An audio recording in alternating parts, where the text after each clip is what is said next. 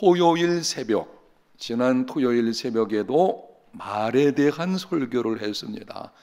의인의 마음은 대답할 것을 깊이 생각한다 라고 하는 말씀을 드렸고, 오늘 오전 예배 시간에도 유순한 대답, 말에 대한 설교를 했고, 오늘 오후 예배 시간에도 또 다른 본문을 가지고 말, 언어 생활에 관해서 말씀을 드리게 될 것입니다. 이유가 있습니다. 한 가지 주제를 가지고 반복해서, 그리고 잠언을 보게 되면은 많은 말씀들이 말에 대한 것입니다.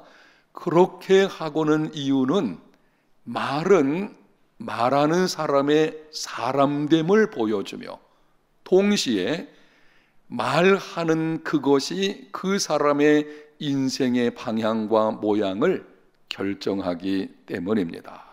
자, 중요한 말씀이기 때문에 한번 따라합시다. 말은 사람됨을 보여주고 인생의 방향과 모양을 결정한다. 여러분이 지금 하고 있는 그 말은 여러분의 사람됨을 보여주는 것입니다. 늘 상스럽고 더러운 말을 쓰는 사람이 있습니다. 이해하고 들으세요. 사람됨이 더럽고 상스럽기 때문입니다. 그렇게 돼 있어요. 말은 그 사람의 속에 있는 것이 밖으로 나오는 것입니다. 사람됨을 보여주는 것이고, 지금 내가 무슨 말을 하느냐 하는 것은 앞으로의 나의 인생의 방향과 모양을 결정합니다. 여러분이 지금 부정적인 말을 자꾸 한다면 틀림없어요. 부정적인 사람이 되어버립니다. 여러분이 다른 사람을 축복하고 격려하는 말하기를 힘쓴다면 그 말대로 여러분의 삶에 하나님의 격려와 하나님의 축복이 넘치는 삶이 이루어지게 될 것입니다. 자, 오늘은 특별히 오후 예배 시간에 그리스도의 언어 생활에 관한 것 중에, 거기 여러분이 강의안 보게 되면은 부제를 이렇게 붙여 놓았습니다. 문제거리의 입이 아니라 축복의 입이 되라. 예수 믿는 사람은 그 입에는 두 가지가 있는데요, 문제거리를 만들어내는, 항상 문제를 만들어내는 입이 있고, 아니면 다른 사람을 축복하는 입이 있습니다. 예수 믿는 사람의 입은 문제거리 입이 되어서는 안 됩니다. 문제거리 입이 무엇입니까? 강의 안에서 조금 내려가게 되면 이렇게 기록을 합니다. 문제거리의 입, 다른 사람의 삶에 상처를 주고 공동체를 파괴하는 입을 말합니다. 위의 것은 여러분이 읽어보시면 알 것입니다. 문제거리의 입, 그 사람이 문제거리의 입을 가지고 있다라고 하는 것은 이런 뜻입니다. 상처 주는 말을 많이 해요. 다른 사람의 사정은 생각하지 않고 자꾸 상처 주는 말을 하고, 또한 공동체를 파괴하는 말을 하게 됩니다. 5가지 정도의 예를 들어놨는데요, 첫 번째는 뒷말하는 것, 이 문제거리입니다. 다른 사람의 약점이나 개인적인 비밀을 뒤에서 수군거리면서 말하는 것입니다. 아무개 집사는 과거에 뭐 이런 일이 있었대, 이런 거죠. 수군거리는 입, 이게 문제거리입니다. 두 번째, 수군거림, 근거가 분명하지 않음에도 쑥덕거리는 것이죠. 세 번째는 중상모략하는 말, 네 번째는 이간질하는 것, 5번째는 편 가르는 말, 이런 것이 문제거리의 입, 상처를 주고 공동체를 파괴하는 악한 말들입니다. 여기 편 가르는 말이라고 하는 것이 있는데요, 이권이나 관계 등을 따라서 우리 편 남의 편으로 나누는 말이죠. 제가 이 강의를 준비하면서 퍼뜩 이런 생각이 들었습니다. 선거철만 되면 여러분이 이 말은 잘 기억했다가 꼭 실천해 주시면 좋을 것입니다. 선거철이 되면 이렇게 말하는 정치가들이 있어요. 우리가 남이가 뭔가요? 지역색을 주장하는 거죠. 조금 불리할 것 같으면은 지역색을 조장해가지고 우리가 남이가 이런 식으로 해서 그 지역에 편가르게 하는 경우 있어요. 여러분, 지역을 나누고 이 진영 논리를 따라서 편가르게 하는 것은요, 이거는 나라를 망치는 거예요. 앞으로 이런 사람들은 절대 뽑으면 안 됩니다. 제가 이렇게 설교하는 것은 선거철에는 하기 어려워요. 혹시 그것이 문제가 될 수 있을지 모르겠죠. 그러나 지금은 그렇지 않습니다. 나중에 선거철이 되었을 때에 자꾸 편가르기 하는 말하는 사람들이 있어요. 우리나라가 지금 많이 나누어져 있잖아요. 이념적으로, 세대 간에, 지역적으로. 이렇게 나누어지게 되면, 그리고 서로 물고 뜯게 되면은 성경에 분명히 말씀을 합니다. 피차 물고 뜯으면 멸망할까 조심하라. 앞으로 사람을 여러분이 뽑으려고 할 때는 정말 그 사람이 어떤 사람인지를 알고 해야 될 것입니다. 자, 조금 내려가면은 이런 말씀이 있습니다. 우리가 한 번 토한 말은 다시 회수할 수 없습니다. 뒷말하지 마십시오. 수군거리지 마십시오. 중상모략하지 마십시오. 이간질하지 마십시오. 편가르는 말을 하지 마십시오. 문제거리가 아닌 무슨 입이 되라고 합니까? 축복의 입이 되어야 합니다. 어느 어린아이가 엄마한테 이렇게 물어봤습니다. 여러분, 뭐 밑에만 보지 마세요. 저를 좀 보십시오. 밑에서 뭐 나올 것도 없고요, 적을 것도 없습니다. 집에 가서 안 보실 거니까 그냥 잘 들으시면 됩니다.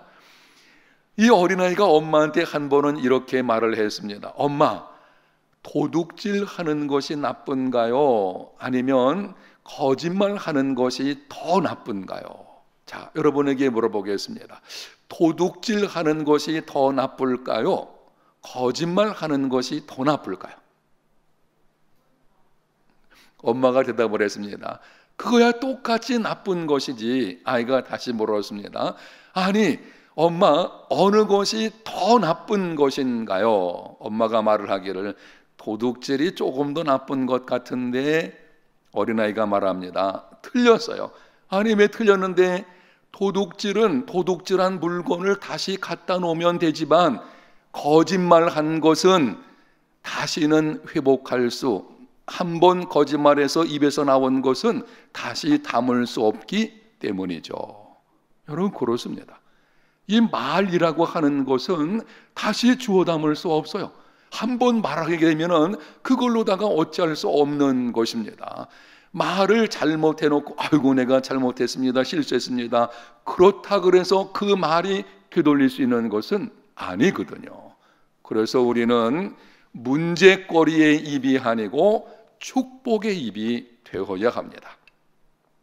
강연을 넘겨보겠습니다. 거기 나오는 예화는 여러분이 나중에 읽어보시고 강연을 넘겨보게 되면 다른 사람을 축복하는 것이 얼마나 중요한 것인지 예수님께서 말씀을 하셨습니다. 마태복음 10장 12절과 13절 거기 기록되어 있는 말씀을 같이 한번 읽겠습니다.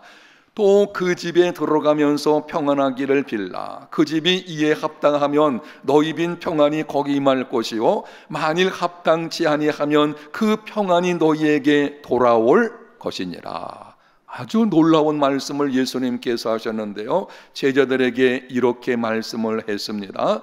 너희들이 어느 집에 들어가거든 그 집에 평안을 빌라. 축복의 말을 하라는 것입니다. 너희들이 빈 평안이 그 집이 받기에 합당하면 그 집에 임하게 될 것이고 합당하지 않으면 그 빈 평안이 누구에게? 너희에게 돌아오게 되리라. 그러니까 이거는 내가 다른 사람을 축복하면 축복할수록 좋은 거예요. 내가 그 사람을 축복했을 때에 내 축복의 말이 그 사람에게 합당하면 그 사람에게 임하게 되지만 그렇지 않으면 내가 빈 축복이 나에게로 오게 되는 것입니다. 그래서 축복하기를 좋아하는 사람은요, 복 있는 인생이 될 수밖에 없어요. 다른 사람을 격려하고 세워주고 축복하는 말하기를 힘쓰는 사람들, 그 인생은 펴지게 됩니다. 그 다음에는 다른 사람 축복하기를 기뻐하지 않는 자들에게 성경은 이렇게 말씀을 합니다. 시편 109편 17절 말씀을 보겠습니다. 그가 저주하기를 좋아하더니 그것이 자기에게 임하고 축복하기를 기뻐하지 아니하더니 복이 그를 멀리 떠났으며. 자, 성경은 하나님의 말씀이고 하나님은 말씀대로 이루어 주시는 분이십니다. 그 하나님께서 여기 분명히 말씀을 하시고 있어요. 자, 여러분 다시 한번 보십시오. 그가 저주하기를 좋아하더니 그것이 누구에게 임해요? 자기에게 임하고. 다른 사람 저주하기를 좋아하는 사람은요, 그 저주가 그 사람에게 찾아오게 되는 것입니다. 사실은 이렇습니다. 내가 저주하는 말을 하는 순간 한번 여러분에게 묻습니다. 내가 무슨 말을 할 때에 제일 먼저 누가 들을까요? 말하는 내가 듣는 거예요. 사실은 내가 무슨 말을 할 것인가를 생각할 때부터 내가 그 말을 듣는 것입니다. 저주하는 말을 할 때에 내 기분이 좋을 리가 없어요. 저주하는 말을 좋아한다? 이 사람은요, 진짜 심각한 문제가 있는 것이죠. 그런데 하여튼 습관적으로라도 이 다른 사람에게 저주하는 말, 좋지 않은 말, 비루한 말, 이런 말들을 자꾸 쓰게 되면 내가 말한 그것이 나에게 이루어지는 일이 있게 되는 것입니다. 저주하는 말은 입 밖에도 내지 마십시오. 그런데 그 다음에 이렇게 말씀을 하고 있어요. 축복하기를 기뻐하지 아니하더니 복이 그를 멀리 떠났다. 다른 사람을 축복하기를 좋아하지 않는 사람, 복이 떠납니다. 나는 저주하지는 않지만 그렇다고 다른 사람을 축복도 안 하는 경우들이 있어요. 나는 뭐 축복 안 하지만 그렇다고 내가 그 사람 저주도 하지 않으니까 나는 뭐 일반적인 보통 시민이야, 이런 방식으로 생각할 수 있을런지 모르지만 성경은 분명히 말씀을 합니다. 축복하기를 기뻐하지 아니하는 사람은 복이 그를 멀리 떠나게 된다. 반드시 우리의 입은 축복하는 입이 되어야 합니다.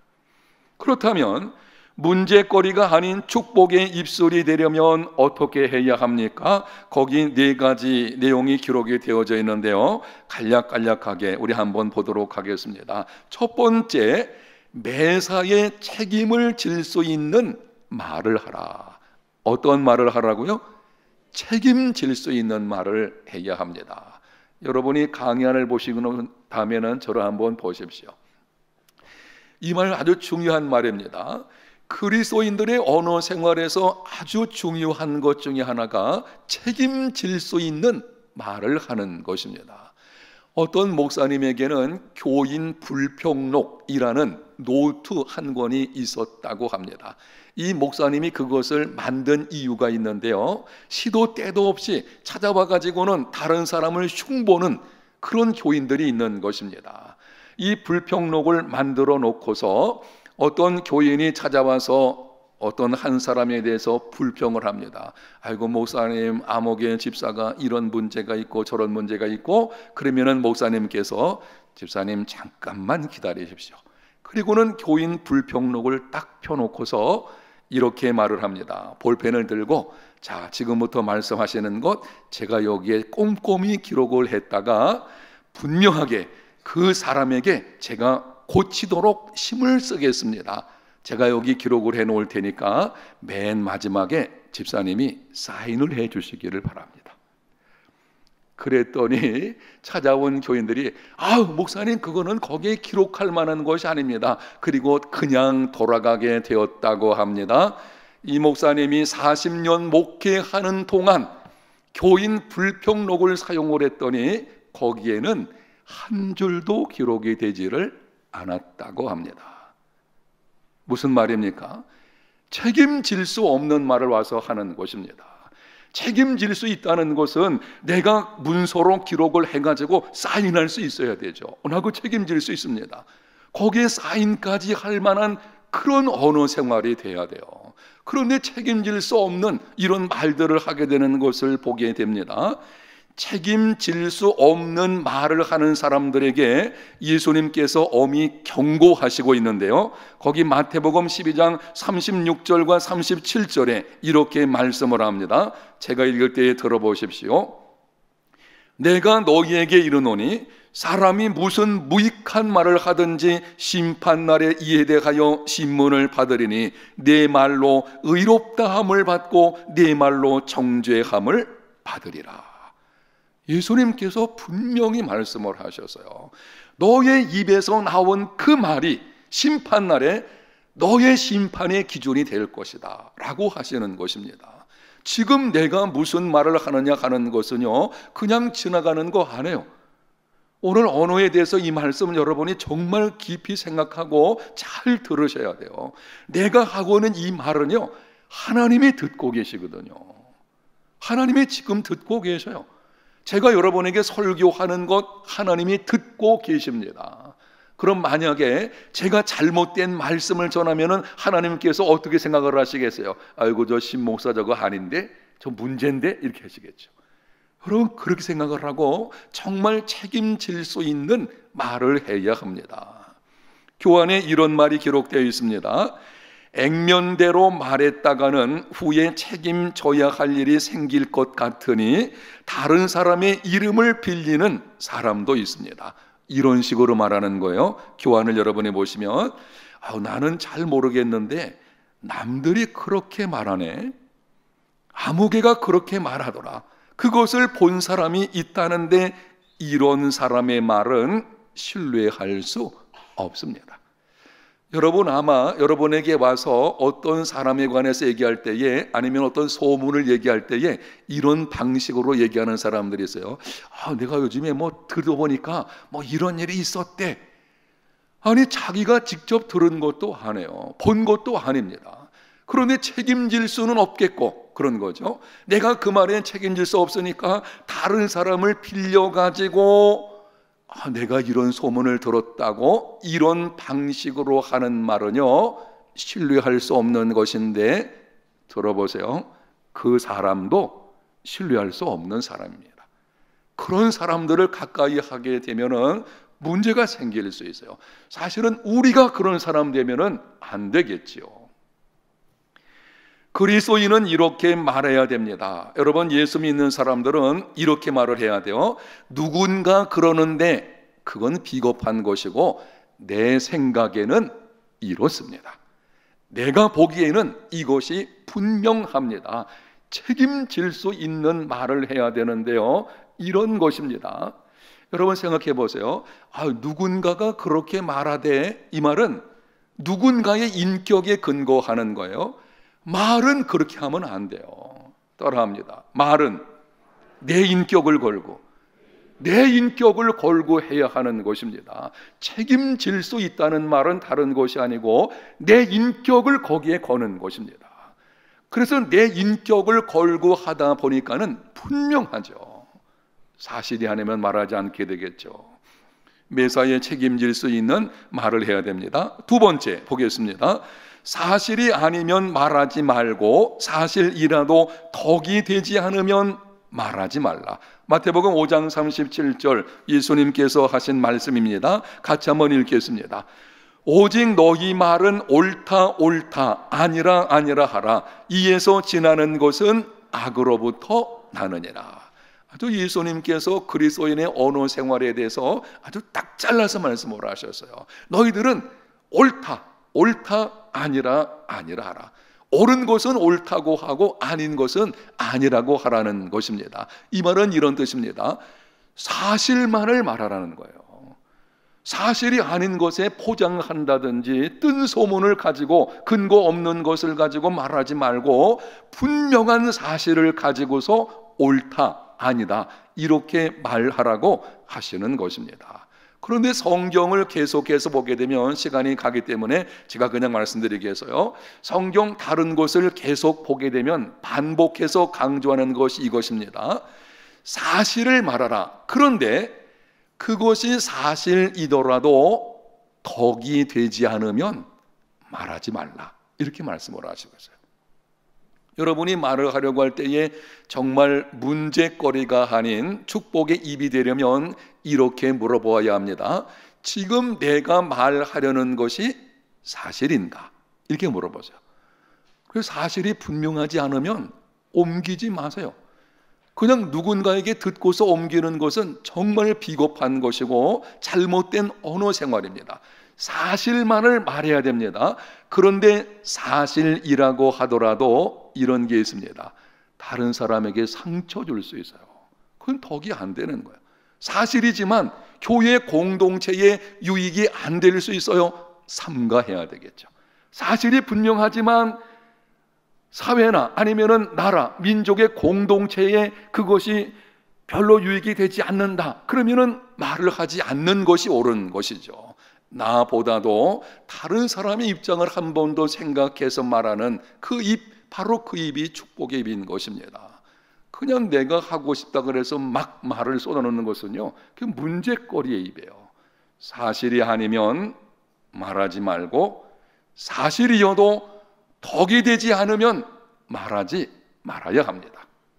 세 번째는요, 범사에 믿음의 말을 하라. 한번 따라합니다. 믿음의 말을 하라. 거기 창세기 22장 8절 말씀이 나와 있는데 한번 같이 읽어보겠습니다. 아브라함이 이르되 내 아들아 번제할 어린 양은 하나님이 자기를 위하여 친히 준비하시리라 하고 두 사람이 함께 나아가서, 이 말씀의 배경은 이런 것입니다. 하나님께서 아브라함에게 내 사랑하는 독자 아들 이삭을 내가 지시하는 산으로 가서 번제로 드리라. 그때 아브라함이 이삭을 데리고 떠나서 그 산에 이르게 되었습니다. 산을 올라가게 되는데요, 분명히 아버지가 번제를 드린다고 해서요. 그런데 아들 이삭이 보니까는, 아니 번제를 아버지가 드린다고 하셨는데 왜 불과 나무는 있는데 번제할 어린 양은 없어요? 물었습니다. 아버지, 왜 어린 양은 없습니까? 그렇잖아요.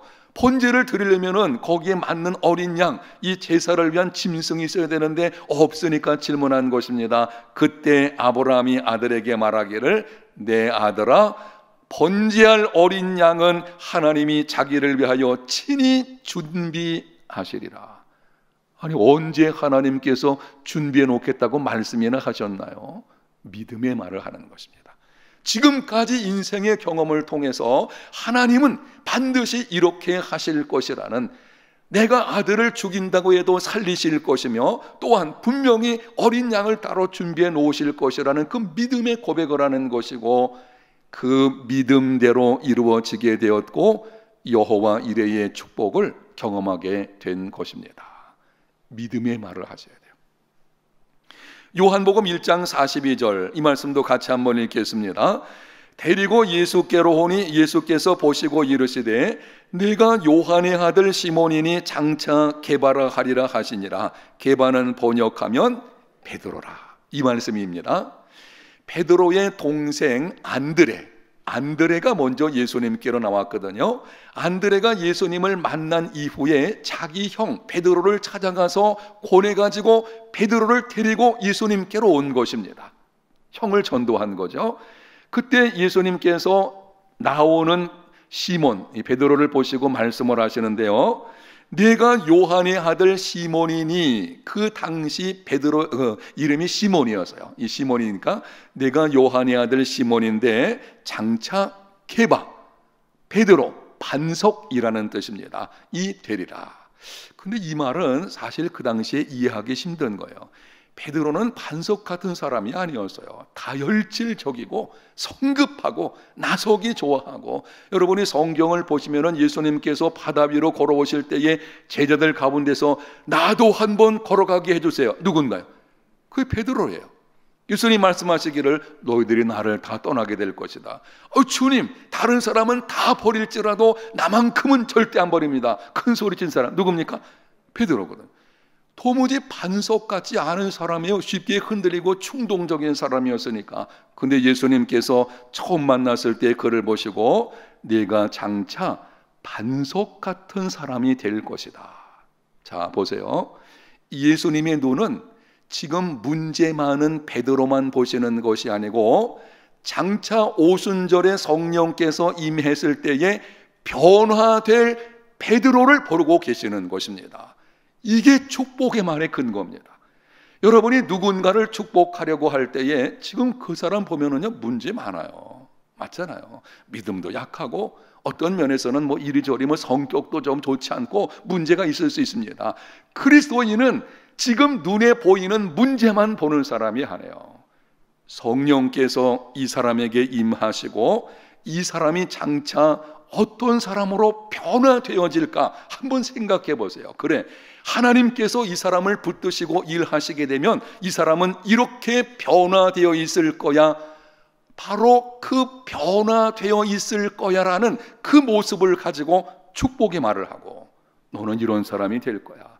바로 그것을 가지고 기도하는 거예요. 하나님, 이런 사람 되게 해주세요. 그게 축복의 기도인 것입니다. 한 사람을 위해서 축복하며 기도한다는 것은 그냥 일반적인 걸 따라서 뭐 물질도 많이 주시고 뭐 잘 되게 해주시고 단순히 그거 아니에요. 성경에서 말하는 축복에 대한 것은 우리 주님께서, 예수님이 보여주시고 있잖아요. 여러분, 자녀를 양육할 때 마찬가지입니다. 지금 자녀가 문제가 많아요. 때로 말썽부리고, 이 사춘기 지나게 되면 막 부모에게 반항하기도 하죠. 사춘기는 축복의 시기입니다. 반항하는 거는 부모를 떠나가는 준비하고 있는 거예요. 여러분이 떠나보낼 준비를 갖춰야 되는 것이 사춘기입니다. 그런데 끝까지 떠나보내려고 하지 않다 보니 거기서 자녀 교육에 문제가 일어나게 되어지죠. 사춘기 하나님 주신 것은요 다 그 아이들을 위한 거예요. 부모는 떠날 준비하죠. 하여튼 그런데 사춘기에 말썽 부리고 막 공부도 안 하고 이러면 속상하잖아요. 아이고 저게 뭐가 될까? 그래서 속상한 것만 생각하지 말고 이렇게 하셔야 돼요. 그래, 지금은 저렇게 문제가 많지만 하나님께서 이 아이를 딱 붙드시고 성령께서 이 아이 가운데서 강하게 역사하시면 어떤 사람이 되어 있을까? 여러분 생각해 보세요. 어떤 사람이 되겠습니까? 하나님이 내 자녀를 통해서 역사하시면은요 그 아이가 어떤 모습으로 변화될지 한번 생각해 보면 정말 놀라운 일이 일어나게 될 것입니다. 그걸 가지고 아이들에게 말하고 그런 눈으로 봐야 돼요. 여러분, 다른 사람을 볼 때도 그 눈으로 봐야지, 그렇지 않으면 축복의 말이 나올 수가 없어요. 정말 그것을 보고 하나님께 기도하는 거죠. 하나님, 이런 아이 되게 해주세요. 그게 축복의 기도입니다. 그 말할 때 축복의 말이 이루어지는 것이죠. 바로 이것이 축복의 입으로 변화되는 것입니다. 마지막에 네 번째 보겠습니다. 성숙한 신앙과 인격의 사람이 되기를 힘쓰라. 거기 나오는 성경 구절 함께 읽고 간략하게 말씀드리고 마치겠습니다. 함께 읽습니다. 선한 사람은 마음에 쌓은 선에서 선을 내고 악한 자는 쌓은 악에서 악을 내나니 이는 마음에 가득한 것을 입으로 말함이라. 어디서 나온다는 거예요? 마음에서 나오는 것입니다. 사람됨이에요. 말하는 것은 그 사람됨을 보여주는 것입니다. 서두에서 말씀드린 것처럼 내가 무슨 말을 지금 하고 있느냐 하는 것은 그 내 사람됨을 보여주는 것입니다. 그래서 말하는 것이 바뀌려고 하면, 그리고 우리가 언어 생활에서 문제거리의 입이 아니고 축복의 입이 되려고 하면 내가 변해야 돼요. 내가 말을 바꾸려고 한다 해서 바뀌지 않아요. 여러분, 말 바꾸려고 해보세요. 나는 안 변하는데 안 바뀝니다. 내가 변화돼야 돼요. 내가 성숙한 신앙과 인격의 사람으로 변화되어야 합니다. 성숙한 신앙과 인격은 하나님의 은혜를 받음으로 되는 것이고, 하나님의 은혜는 말씀과 기도로 받게 되는 것입니다. 여러분이 하나님의 말씀을 가까이 하고 늘 기도하는 중에 성숙한 신앙과 인격의 사람으로 자라나고, 그 자라남에 따라서 언어 생활도 달라지는 여러분의 그 말을 통해서 여러분의 인생이 복된 삶이 되시기를 예수님 이름으로 축복합니다.